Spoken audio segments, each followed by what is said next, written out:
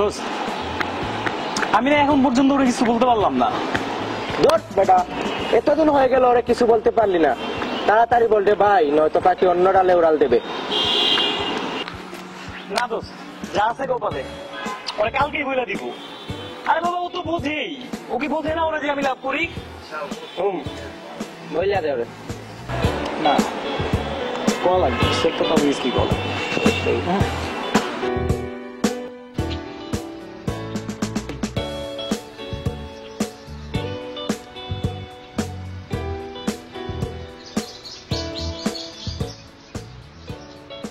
ফারিয়া, এই ফারিয়া, আমি অনেকদিন যাবত ভাবতেছি তোমার একটা কথা বলবো। কি বলো? আমি অনেকদিন ধরে লক্ষ্য করতেছি। I can feel that I'm in love with you.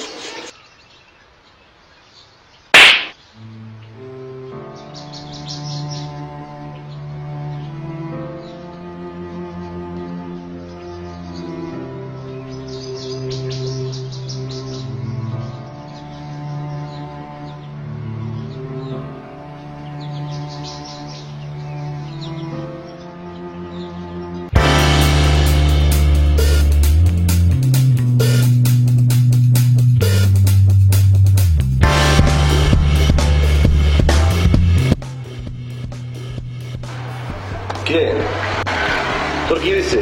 মুডক কে? না রে, মান সম্মান বলতে আর কিছুই হইল না।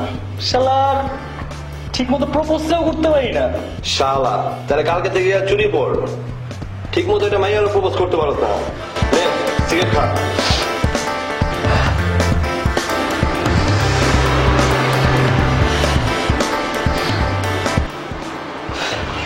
মামা ও একটা কাজ করলো কি? সবার সামনে আমার থাপ্পড় দিছে। হোয়াট? সবার সামনে? শালা কালকে থেকে তো রাস্তাঘাটে কোনো ফকির নিয়ে তোর ইজ্জত দিব না। এক কাজ কর, মুখে এসিড মেরে দে।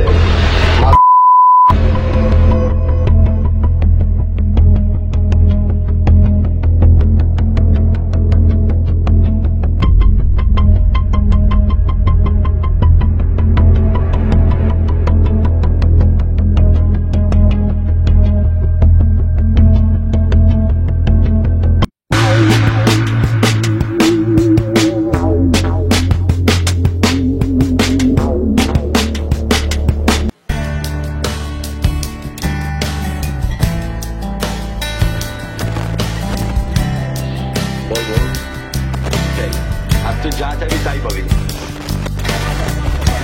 বাড়িতে জীবন ভরে আমাকে রক্ষা করো।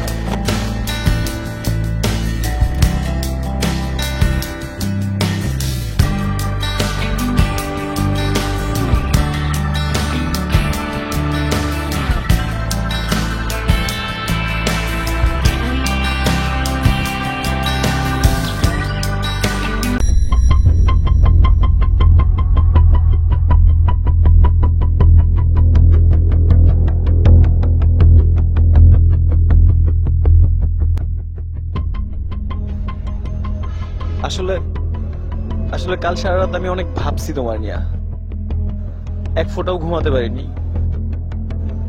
আমার মনে হয় আমি এখনো তোমাকে ভালোবাসি।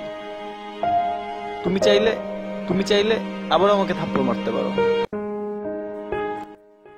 যে হৃদয়ের সবটুকুন জুড়ে আছে ভালোবাসা, সেই হৃদয়েই কেমন করে জন্ম নেবে ঘৃণা। প্রকৃত ভালোবাসা এসিড কিংবা কোনো সংঘাতে নয়, শুধু হৃদয় দিয়েই জিতে নিতে হয়।